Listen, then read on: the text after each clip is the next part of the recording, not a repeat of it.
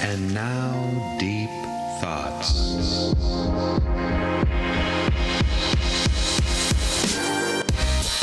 Whoa, that's pretty deep.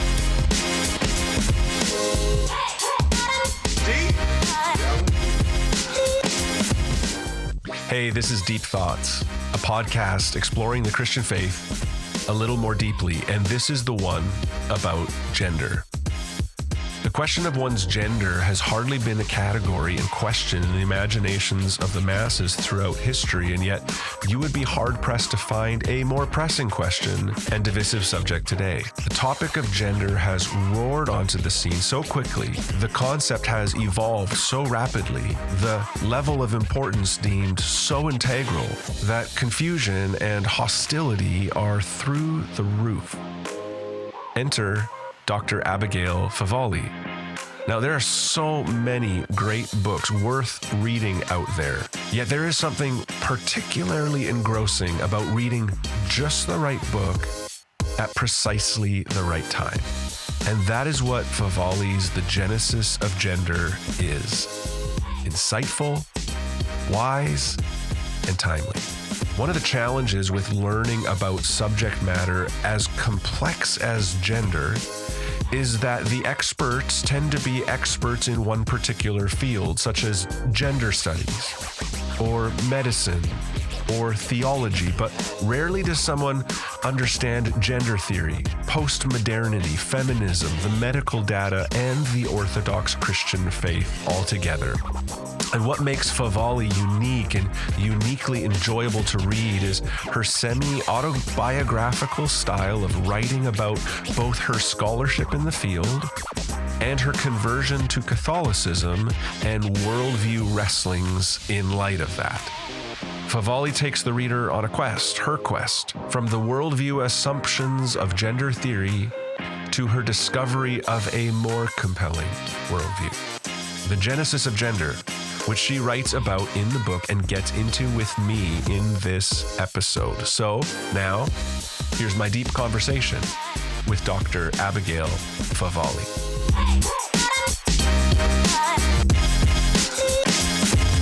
Hi, Abigail. We did it. Thanks for coming on. Yeah, thanks for having me. So you recently moved to the University of Notre Dame or Notre Dame? Does anyone say Notre Dame there?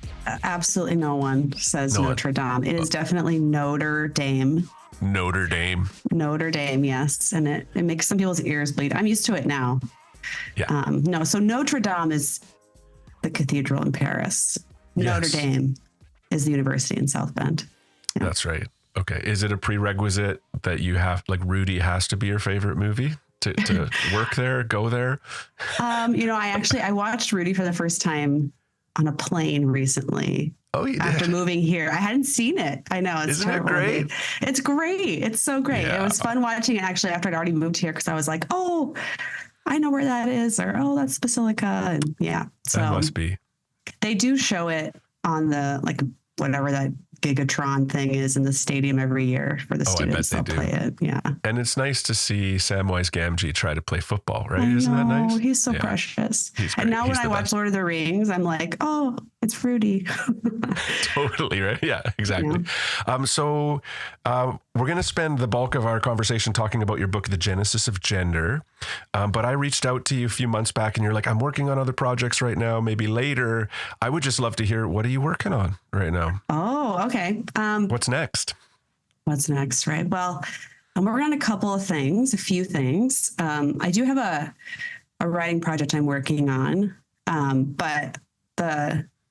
which is actually a novel. I'm writing a novel. So I do have some fiction in my background, and I'm kind of like, I live in like the intersection of literature and theology and philosophy. And so I'm wanting to dabble in literature for a little bit, but so that's kind of slow going as novels tend to be. But I'm also working on an audio documentary podcast that's like a limited series, like maybe 8 or 9 episodes. And it's featuring stories of Christians who experience gender discordance. So interviews with them, and then also interviews with other folks who bring in kind of commentary. So to kind of look at the gender question, but also in a way that kind of humanizes people in the church who have that experience. And I've never done anything like this. Right before I talked to you, I was in Descript, like scripting the first episode, like writing commentary, so it's a lot of work just weaving everything together. It's not kind of a freestanding interview style podcast, but more documentary style. So that's a lot of work, and I haven't done that kind of work before, so I'm chipping away at it. But it makes you appreciate folks who've done that well. Hey, like when you've listened to a really good series, the actual work underneath that is absolutely insane. It is amazing. Yeah. So I read your book last year, The Genesis of Gender, while on a vacation, like a warm vacation with my wife. And she thought it was silly that I was sitting in the sun reading this book with a highlighter. But it was really, really timely. I find it so helpful. I can tell you are a great writer. It's semi-autobiographical, I guess you could say. You're weaving your story with this theme, which was at times humorous and just really insightful. I would just love to hear a little bit, for the listeners to learn a little bit about you. Maybe you could start by just sort of threading your own coming to the place of writing this book, some of your own wrestlings about this subject matter, I guess kind of starting in your undergraduate years. Yeah, sure. So I grew up Christian in an evangelical tradition in the United States. And when I went to college, I went to a Christian college, and I became really interested in questions around women's roles, kind of the dignity of women, especially in the church. So particularly in a Christian context, like what is the significance or meaning of woman, especially in relation to God? And I started pursuing some of those questions, and they took me kind of into feminist thought. So feminist biblical criticism, feminist theology. And I thought, oh my gosh, this is amazing. This is exactly what I've been looking for, right? So I just kind of did a deep dive into that, and began really being invested in Christian feminism. At first, kind of an egalitarian evangelical feminism, I would say, that was still very centered on the Bible as an authority, but one that has to be carefully interpreted, and that often kind of takes a sort of egalitarian vision as its basis. But then I kind of drifted from that into more, I guess, eventually landing in more of a postmodern, post-Christian kind of feminism, where the Bible was no longer authoritative. It was really kind of a man-made construct that needed to be critiqued because of its patriarchal biases. And so I think once I kind of shifted away into more of a post-Christian space, feminism kind of became my main framework. I was no longer like a Christian looking at feminism as a resource. I was now like a feminist first and foremost. Like those were my kind of foundational premises. And then I went to graduate school and did a master's degree in gender theory, and then a Ph.D. in literary feminist criticism. So I was really immersed in that world. Those are the waters I was swimming in. And then I had a reversion back to Christianity around the age of 30, about a decade ago, and this time in the Catholic tradition. And that was such a profound worldview shift. It was because going from Christianity and into kind of postmodern feminism was kind of like a slow drift. Like there wasn't this sudden worldview reversal. It was just kind of like, not even really realizing it. I was kind of just drifting into another worldview. But when I came back the other way, it was very kind of abrupt and much more dizzying and disorienting, because it just kind of changed my entire way of seeing the world and reality and myself and all these questions. And so since then, I've been trying to kind of bring some of my insider knowledge of the field of gender studies, but to come at those same questions that I've always been interested in from a deeply Christian perspective, and to kind of draw on the resources of the Catholic intellectual tradition and theological tradition and navigating some of those questions. So that's sort of what brought me to writing the book, The Genesis of Gender. Yeah. That's like, there are so many moments I thought you articulated well, like this moment you write about in your junior year where there was like a feminist professor and you were excited to take a class from her, and like, interesting, what's she going to say about Paul? Like, how is she going to talk about, interpret this as an egalitarian? And she was like, no, Paul's the patriarchy.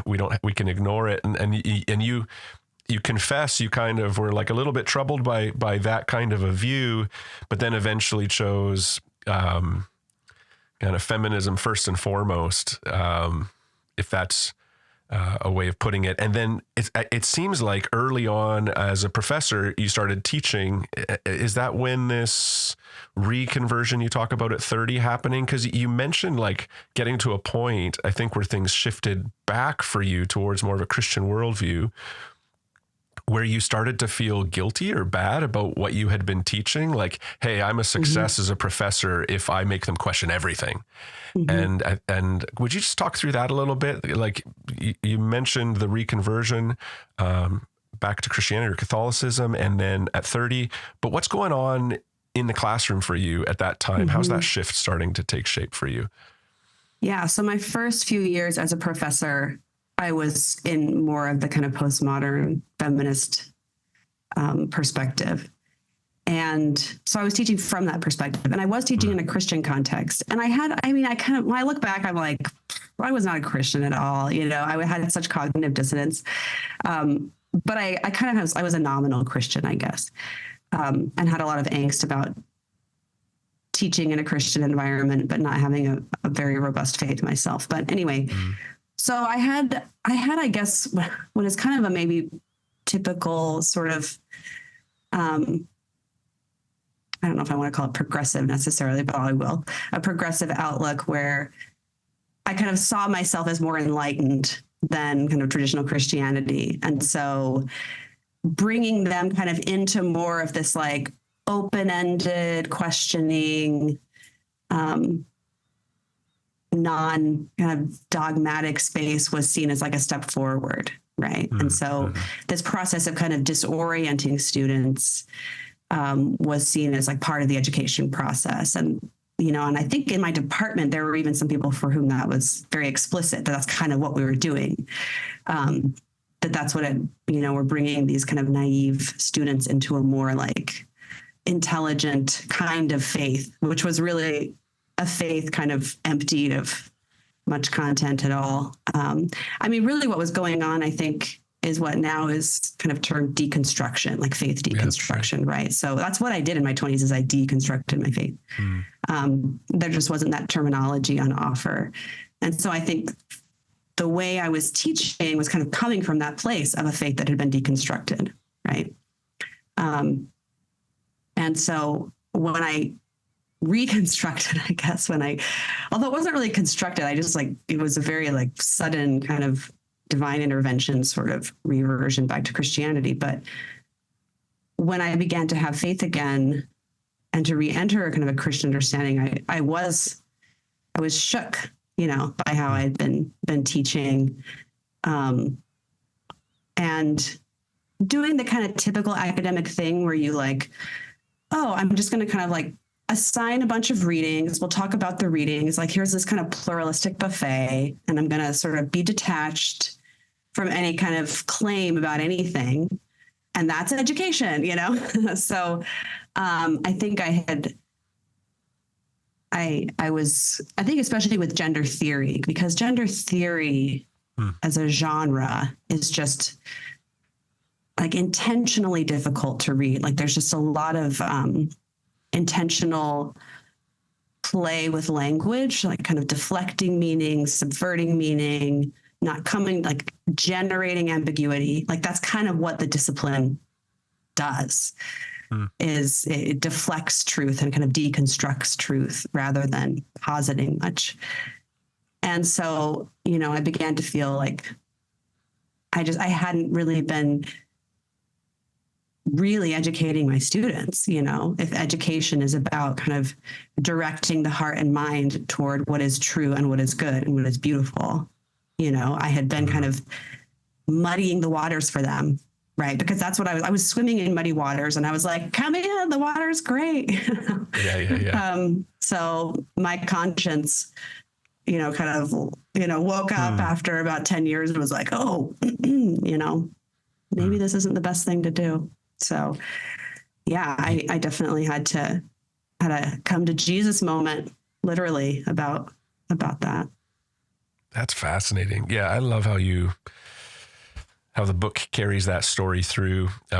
And you really do, in my opinion, have this really unique vantage point, because you swam in the waters of like gender theory and some of the, in the idea of feminist studies, like you're swimming in the waters of like the world-class folks like, Judith Butler and all that kind of stuff. It's interesting to hear you talk about it as an insider and be like, to be honest, it's confusing. Like, it's interesting. Or what you find a lot of students who read Judith Butler and others susceptible to is latching on to a few ideas that they can grasp and taking the whole thing wholesale. Just having that kind of insider vantage point. You talked about it there, but I wonder if you can flesh that out a little bit more. How does that look? Yeah. I mean, I think especially with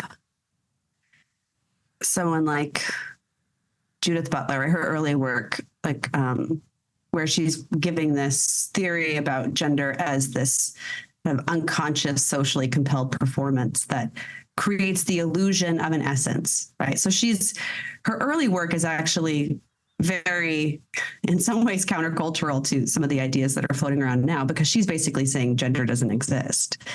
It's all a construct. In fact, sex is a construct. She goes that far. But, the idea that we perform our gender in a basic way seems intuitively true. Like there's a sense in which we do kind of perform certain gender norms. So I think my students would read Butler and be like, oh yeah, gender totally is a performance, like I perform my gender when I kind of dress up nice to go to the dance and put on a skirt and lipstick, I'm performing without kind of realizing like the kind of radical extent of her argument, which is basically that all of reality is a social and linguistic construct, right? And so I think, sometimes these kind of, there would be these little handholds or these ways into the material without kind of realizing maybe the concessions that were being made. And I think that I began to get worried about that because like I described before, even when you say like I chose that different kind of, like when I chose to be more of a postmodern feminist, it's like there wasn't this moment where I like consciously chose it. It's like I absorbed it. I really think like I drifted into it because I was just that's what I was reading. I was interested in feminist. And so like the more feminism, so the more texts I read, the more I just kind of drifted into this kind of postmodern worldview without making this kind of conscious decision that like, I'm now going to view the world as a linguistic construct. You just kind of drift into it. And so I was afraid that's what was happening with my students, because one of the features I think of gender theory and gender studies is that it often doesn't make its kind of worldview presuppositions very explicit. And so it can be easy to just kind of like fall into this or absorb this implicit worldview. And I, even in graduate school, we were reading all these things and like not once did a professor ever just kind of sit back and say, so do you think any of this is true? Do you think what she's saying is true? It was like, oh, here's her theory about this. And if we use her theory to analyze this cultural phenomenon, it was just all this kind of game of looking at things through the lens of theory. Let's read this text through the lens of Butler's gender theory, or let's look at this kind of social phenomenon through this theoretical lens. Like no one at any point kind of was like, is this true? Right. It was just this because the unspoken truth is that nothing is assumed to be true. So all you can really do is apply lenses to things, and so it becomes just this kind of game of borrowing kind of frameworks temporarily from certain things and apply. Yeah. Anyway. Postmodernism is wild. Wow. Yeah. Can you let's drill down a little bit. We've talked about gender, kind of mentioned it a few times, and there really is this common thinking. It's gotten into kind of public discourse, is that the gender is a construct. That seems to be fairly common now. In common vernacular, you might say that, like, man, I've kind of always used sex and gender like synonymously. When did sex and gender become really different things? When did gender get elevated as the primary thing above biological sex? And can you just maybe trace those terms a little bit, flesh that out for us? Sure. Yeah. So that's one big part of the book is kind of tracing that genealogy of gender, right? So, because gender first entered the scene in the mid 20th century. So prior to that, it was more of a linguistic term. And so the term sex, the sexes, was how you talked about men and women or how you distinguished between men and women. Gender wasn't really used as a synonym for sex. And so one point in the story that I kind of start with is in the feminist philosophy of Simone de Beauvoir, which her magnum opus is called The Second Sex, right? So she doesn't use the term gender, but she does introduce the concept that gender would soon come to name. And that is the idea that one is not born, but rather becomes a woman, right? So she's making this distinction between kind of you're born female, but then there's this whole other kind of culturally imposed kind of false vision of what it means to be female or what it means to be a woman. And that is a construct. So she's kind of drawing a distinction between biological sex and then kind of the social and cultural interpretations and norms that are associated with sex. And that distinction between sex and gender becomes like the primary distinction of feminist theory until like the 90s, really, where you have the sex genders distinction, right? Where genders refers to culture, the cultural constructs, and then sex refers to biology. And then where it shifts again is with Judith Butler's early work, where she basically says, well, sex is a construct too. Like our interpretation of human bodies as falling into this discrete binary is a construct. It's a fiction, right? So she essentially makes everything gender, right? So gender is a social construct, but sex itself is a social construct, right? And so now I think we've arrived in an even different, a further kind of iteration of gender, where a lot of people now talk about gender as this kind of internal sense of self, right? That actually isn't really constructed, but is like deeply real and deeply innate, right? So you might call this like gender subjectivism. And so I think you have kind of gender constructionism, gender subjectivism. They're different views, but what connects them is the separation of gender from sex or from the body, right? So gender subjectivism will also say that sex is a construct, but only then to be able to say, and so the gender identity or that felt sense of gender is what really determines whether you're a man or a woman. So that's kind of, I think, where our culture has come. But yeah, so as soon as, because gender isn't really rooted in anything real, because it is distinct from sex, it's this kind of like free floating concept that keeps changing meanings, depending upon the goal of whoever's using it. So you wrote something that was fascinating to me about fantasy, this idea that a biological male could feel like a woman, but he doesn't actually know what that is. And so what he constructs then is a fantasy. Like, can you explain that a little bit more? Because we have gotten to the place, it seems, where subjective self-identification overrides the biological reality. So can you talk a little bit about that? Like, I thought that was really interesting, is even a male wanting to identify as female or feeling like that's them, it's still not necessarily accurate. It's their interpretation of it. And there are so many constructs about what female is that, or male is that sometimes get a little out of whack. Yeah. I mean, it's in some ways, I think what's happening is that maybe someone is taking what might be metaphorically true in some sense and claiming that it's literally true, right? Because there's a lot of variation and diversity kind of, there are all kinds of different sorts of men and all kinds of different sorts of women, right? Like it's kind of amazing when you think about it, that no two women who've ever existed are exactly the same. No two men who, so there's a lot of, even though there's like a very kind of hard binary when it comes to the body's reproductive structure, that's a very kind of visible and easily identifiable distinction there. When we talk about things that people enjoy, certain personality traits, there might be general trends among the sexes, but there's a lot of variation when it comes to individuals. So, an individual man might in some way have certain traits or dispositions or preferences that our culture kind of categorizes as feminine, right? And so maybe he feels like a deep kind of affinity or an attraction to those things, or feels like that describes him better than the kind of laundry list of what we think of as masculine. So in that sense, like what he's claiming, like there's some truth to that. He's maybe saying, I resemble, or I kind of have an affinity for the things that our culture sees as feminine.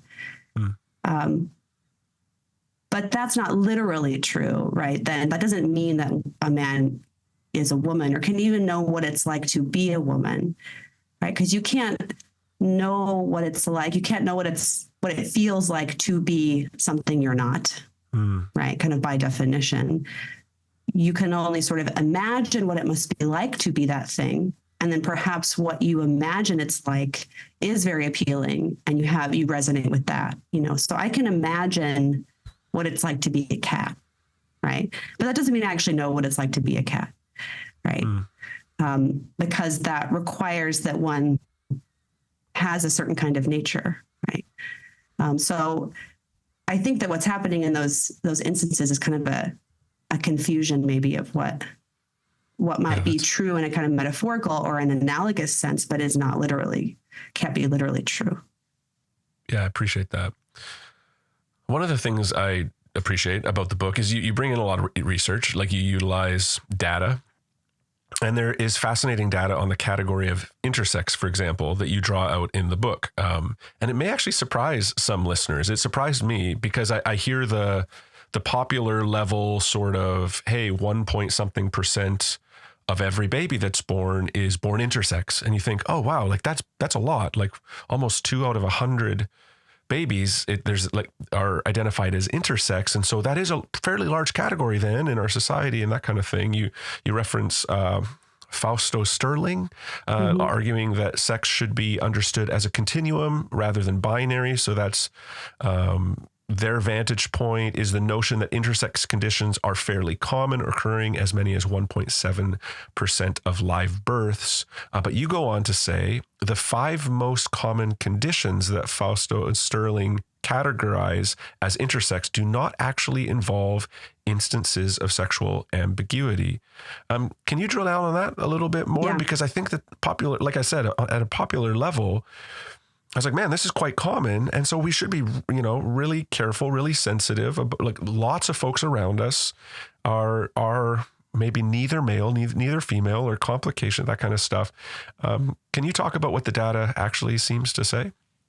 Sure. So yeah, there is this figure floating around that 1.7% of people are intersex. And then intersex is assumed to be neither male or female. Why are there balloons flying around? Did I do something? I have no idea. I won an award. Zoom gave me an award. I have no idea. But for those listening, a bunch of balloons just floated over her Zoom screen. It was awesome. I'm like not even touching my computer. That's amazing. Okay. Anyway, so there is this statistic like 1.7%. And intersex there is like often interpreted, like you just said, as like you can't tell whether someone's male or female. So there's sexual ambiguity going on. Right. So it's important to realize that intersex names over a dozen different conditions that somehow affect the sexual development process. And the vast majority of intersex conditions do not result in apparent sexual ambiguity. So that means that there might be some kind of abnormality in the reproductive system, but it's still obviously this is a female person, right? So an example might be PCOS, so polycystic ovarian syndrome. So those are women who have kind of unusually high levels of testosterone, and that can cause cysts in the ovaries. It can sometimes disrupt fertility.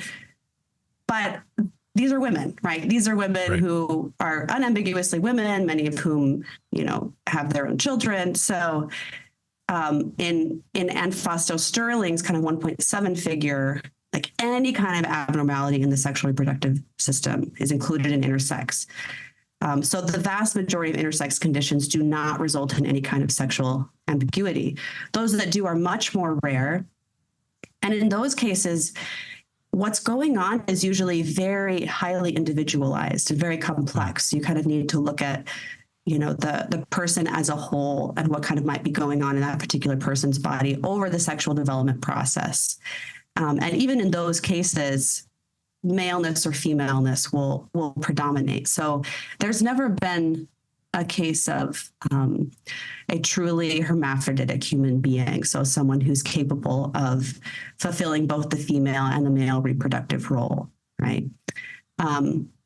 So there's no like third sex, right? There's no, but there are congenital conditions that do kind of disrupt. But to categorize those, to try to exempt those conditions from maleness and femaleness altogether is not only is that just inaccurate, I think it's also dehumanizing, right? Because then that suggests that a woman who has PCOS or who has vaginal agenesis, right? So a vagina that doesn't fully form, that somehow she's not a real woman, right? So I think the better understanding is to think about intersex conditions or DSDs as variations within maleness and femaleness, rather than kind of these totally other categories at all. So there's so much information floating around about intersex conditions. So that's why I wanted to write an entire chapter on that in my book.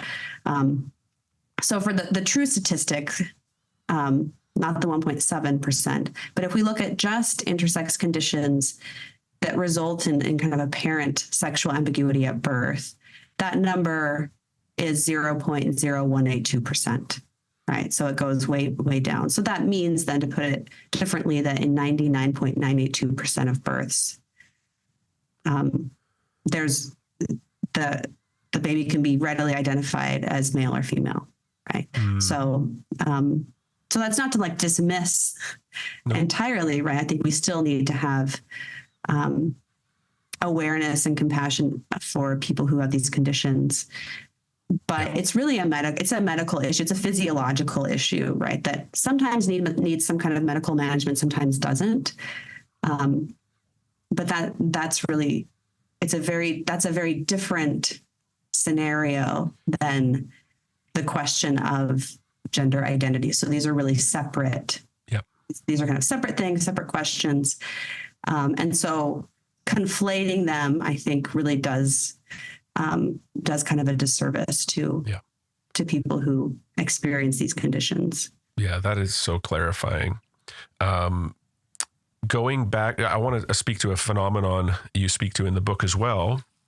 There's a phenomenon happening right now, really since the internet era of 2014, as it pertains to seeking transition. So you write about prior to the internet era, those seeking transition were typically natal males in their 40s. And then in 2014, like the rise of the internet, things began to change drastically.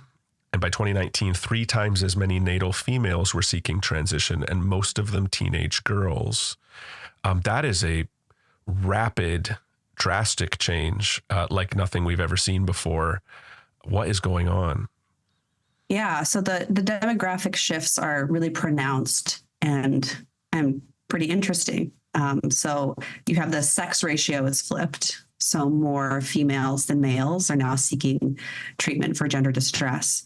And the age has gone way down. So we're not talking about adults anymore, or predominantly we're talking about young adults, teenagers, early 20s. So what is going on, right? I mean, that's such an interesting question. And I think there's a lot of resistance in our culture because of the culture wars to really delve deeply into that. There's a lot of resistance to looking at kind of social influences that might be fueling this phenomenon. But in all my research, in all the interviews I had with people who had transitions, many of whom had detransitioned, the internet is this common thread on all of them. Like there's a lot of variation. It's very hard to kind of generalize. But the one common thread was that they kind of encounter this narrative that explains their distress on the internet, right? And a lot of them have kind of immersed themselves in the world of the internet. So I think, and even just looking at the years and when these shifts began to happen, it's very clearly kind of linked to the rise of social media, the ubiquity of the smartphone, especially among young people who are increasingly spending more and more of their time online. And also, I couldn't include this in the book because of when I wrote it, but the kind of rates of gender distress spiked immensely after COVID, right? When so many young people were even further kind of cut off from their communities and then spending more and more time online. Yeah. So and I think there's a lot of reasons for why there's that connection. I mean, I think the world of the internet is a very disembodied place, right? I mean, we all participate in this phenomenon in some way where we kind of curate this ideal self online. You can airbrush photos of yourself so your body looks different than it does on there. You can kind of become this new person. You can create this other image of yourself. And you can almost kind of live there. And then so some of what's happening, I think, is trying to bring that kind of liquidity of identity into the real world, right? Where, anyway. So I think that's one piece of what's happening. Yeah, because you wrote a line, prior to 2012, there is no scientific evidence of adolescent girls experiencing gender dysphoria at all. What? Like that? Okay, so that's a distinction also another distinction that can be made is between early onset and late onset gender dysphoria. So there is the more kind of traditional cohort of gender dysphoria let's say 2010, would be child onset. So these are young children, like 3, 4, 5 years old, who just are coming, like a little boy who's like, no, I'm a girl. It's supposed to be a boy, right? So this very kind of pronounced phenomenon. And so that was much more rare than what we're seeing now. So one of the kind of new emergent phenomenons is adolescent onset gender dysphoria, right? And so that's kind of the distinction that's being made there. So sometimes there is documentation. Rapid onset? Sometimes called rapid onset gender dysphoria. But whether it's rapid or not, it could be adolescent that seems to kind of, was not apparent in early childhood. So in that earlier cohort, the majority of them were natal males, but there were females, but it would be child onset gender dysphoria. So that's the distinction that's being made, is that this phenomenon of predominantly female adolescent onset gender dysphoria is a strikingly new phenomenon of the past decade or so. Yeah. I'm going to ask you at the end just about just how we communicate about these things, because it's very sensitive, and I would never want to be unnecessarily harmful or like cause any harm by the way that I talk about it. It matters so much, and it's such a phenomenon. So this is anecdotal, but I just think back to growing up in the 90s, and so again, this is anecdotal, this is very generic, but I wonder if maybe there's a conversation to be had here just about some of the the tomboys who liked all the liked the stuff the boys liked, but were unquestionably a girl, but there was a space for that.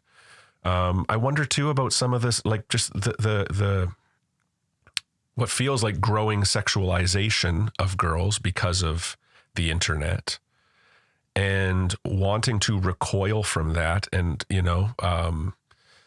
think of girls, going through puberty and having like unwanted attention from males and sexualized attention. There's all of these and to have categories that just didn't really exist before, weren't in our vernacular of maybe I'm a guy, I don't want this thing, or, there's a confusion that comes on a popular level in society today. I'd be interested to hear your insights on it. It was just commonplace in like junior high for me for girls to be cuddling with each other, physical touch and whatever. And there was just no sense that they wanted to be in relationships with each other. And now there's sort of an idea of, well, I like the attention of girls. I like physical touch with my girlfriends. Maybe I'm like, so there's such an interesting conversation going on. Part of it being the amount of confusion for our kids today, the kind of world we're handing them that speaks into some of what you were saying earlier, where no, there are no undergirding truths. It's all up for grabs. That's the sort of world we're handing kids. And in some ways I find it to be cruel.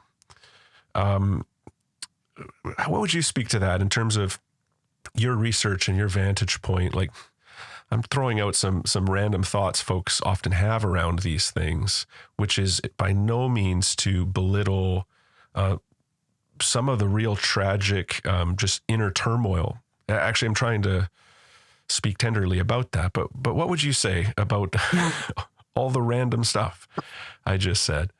Yeah, I mean, I think one way of describing this phenomenon in our culture is that this whole kind of vast array of kinds of adolescent experiences of distress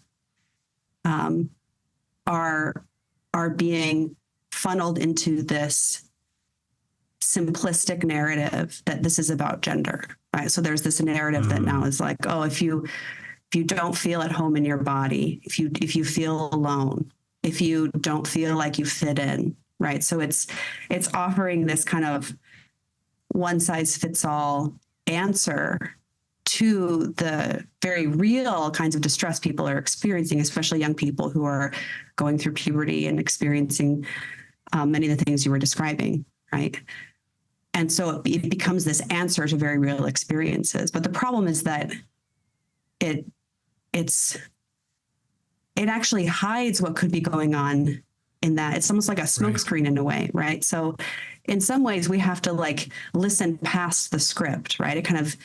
We have this cultural narrative now that like hands a young person a script. It's like, this is why you're in distress. This is what's going on with you. And if you follow these steps, if you choose a different name for yourself, choose different pronouns, if you medicalize, right? That if you become, you really are this other gender. And if you realize that, like if you actualize that, then it will solve all your problems, right? Like that's a very compelling story, right? And so I think even as we kind of need to do two things. We need to resist that story, not accept that story because it's not a true story.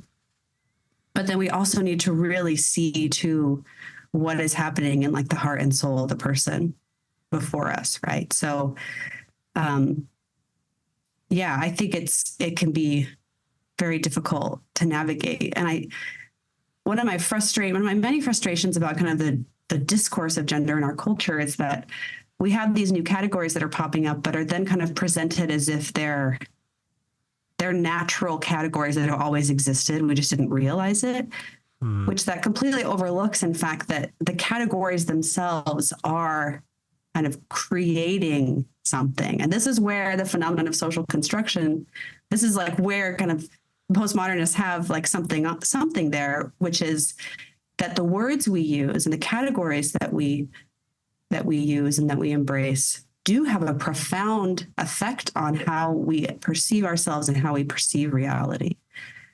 Now, where the postmodernists go wrong is they say there's no reality to push back, right? So, as a Christian, we do believe in reality. And so we want to use the language in a way that corresponds with truth, corresponds with reality, right? Because a lot of the way that language is being used in our culture right now, I think, is kind of misshaping our perception of what things are. So we have to resist the framework, but we have to also reach out and love toward the person. Yeah. Which is really tough. It's tough to do. Like I say this like it's easy, it means like in stepping into a space of tension, which can be quite unpleasant. Yeah. Can we just draw that out just a little bit more? Like, something I appreciate again about the book is you wade into one of the most heated contemporary debates. You land on the side that, I guess you could get canceled with certain groups, no matter, depending on who you are. But you're wading into that kind of material where it's like very delicate, very heated, but you do it with grace and charity and goodwill. What would be a word to us that you would have to teach us about, holding, a Christian vision of gender paradigm, which will be my last question. I just want you to put that in front of us, but how to hold it Christianly. What would be a little bit of advice you'd give us for just, talking about this stuff in caring ways, being a support? Yeah, well, I think tone matters. Tone, having a tone that is not condemnatory or accusatory, but that, really trying to speak the truth, but with like sympathy, right? And to really try to be attentive to the humanity of the person and the dignity of the person as we talk about these issues.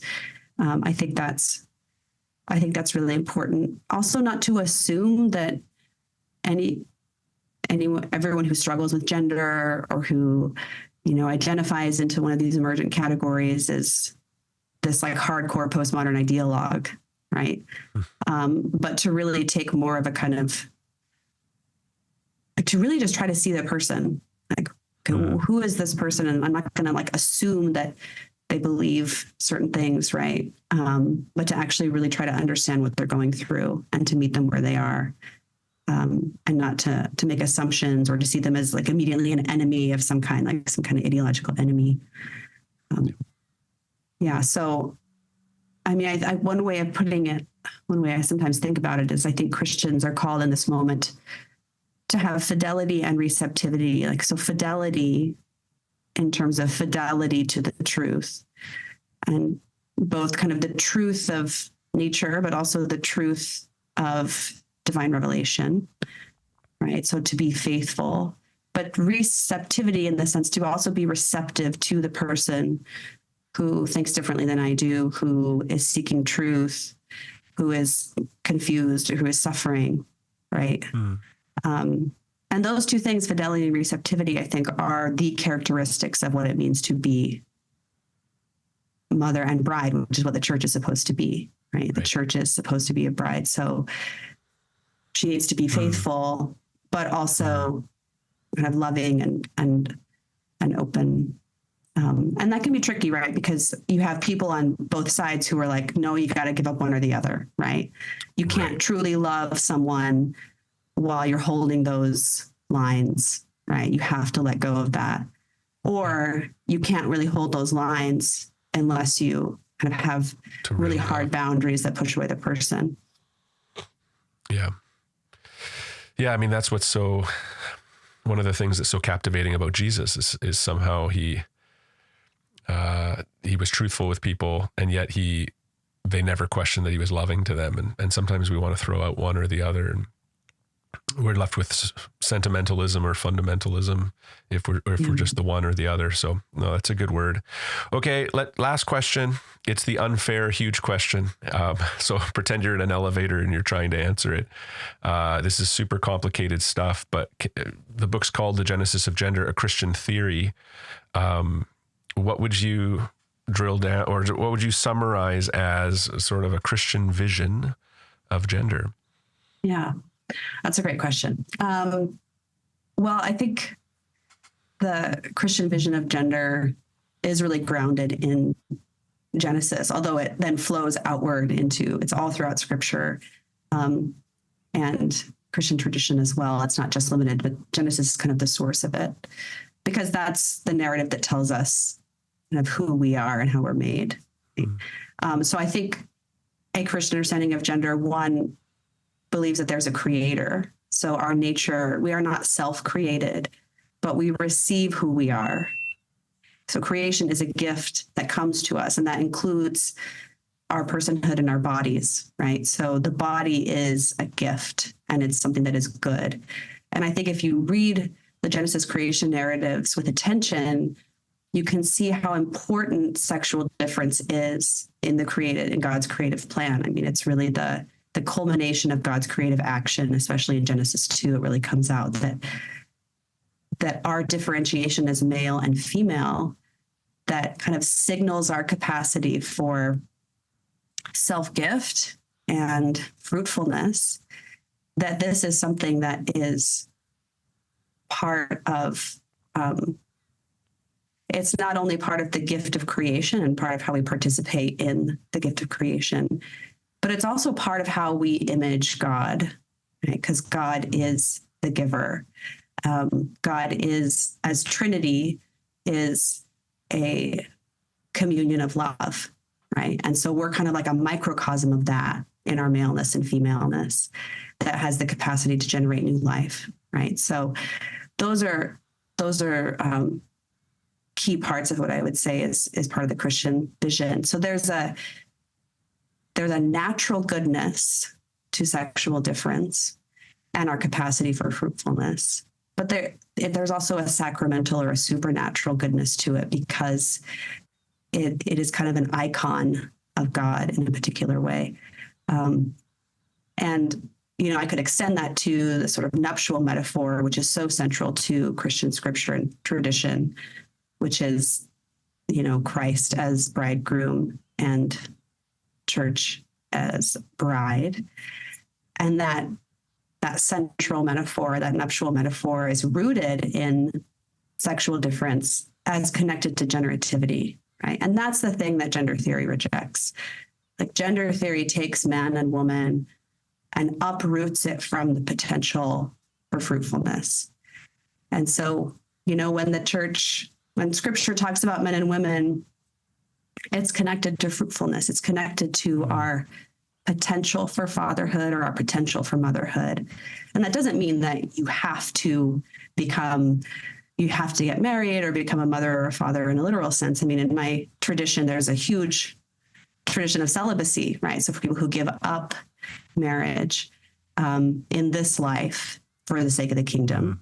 And that's still a fulfillment of the kind of spousal meaning of the body, in a way that I think is really important too. So when I talk about how the Christian understanding of gender is connected to our potential for a new life, I'm not laying this down in some kind of like deterministic moral law, but rather it's a vision of reality that we all participate in different ways. But yeah, I could go on, but yeah. But the elevator has reached the floor, so there we go. Have you ever been called prophetic before? Oh, I don't know. I don't think so. I'm not sure. Yeah, I don't know. One of the ways that I think of things being prophetic is it's not new truths. It's the ancient truths, but it's particular ancient truths at precisely the right time. Hey, you need to be reminded of this. And in that way, I found this book to be just super timely, or might we say prophetic. So thank you, Abigail. Thank you. Great conversation, incredible book. Just really appreciate you. Yeah, thanks so much.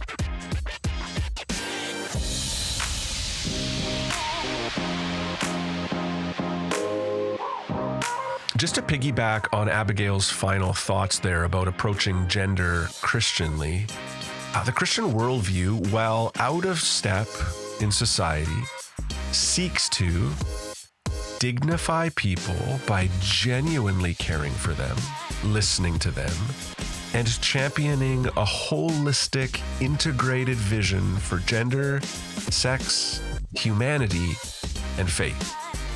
Ryan T. Anderson, author of When Harry Became Sally, wrote in his endorsement of Abigail's book, "The Genesis of Gender is essential reading for anyone who wants to understand how we arrived at such a confused state and how we can lovingly promote the truth about human nature."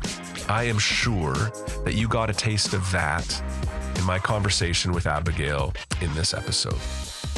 So thanks for listening to Deep Thoughts. I hope it helps you in fostering deep faith.